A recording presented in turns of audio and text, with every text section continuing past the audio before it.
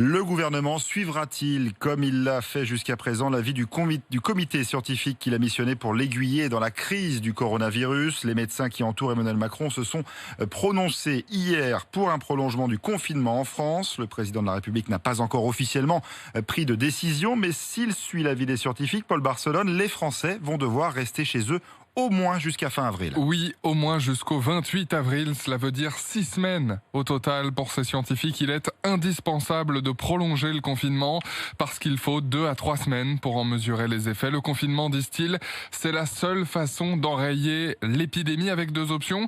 Le durcir encore un peu, par exemple en limitant les possibilités de sortie et en stoppant les transports en commun, ou tout simplement en renforçant les contrôles, mais pas question d'inquiéter les Français. 6 semaines, ce n'est qu'une estimation, affirme Olivier Véran, le ministre de la Santé.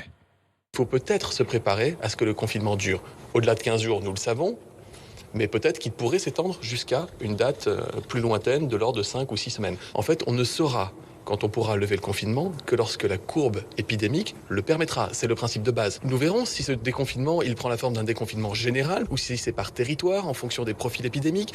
Encore une fois, nous anticipons, mais aussi nous adaptons nos processus de protection des Français à mesure que les connaissances s'affinent s'agissant de ce virus. Alors le comité scientifique alerte aussi sur un risque de pénurie de masques et de gel hydroalcoolique. C'est le nerf de la guerre, le rapport est clair. Il faut une totale transparence sur les stocks existants, mais surtout, il est indispensable que les caissiers, les policiers puissent bénéficier de ces moyens de protection.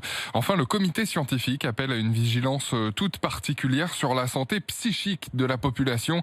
En ce moment d'angoisse collective, la réponse du gouvernement pourrait passer par l'ouverture d'un numéro vert dédié à l'accompagnement psychologique des malades et de leurs familles. Merci.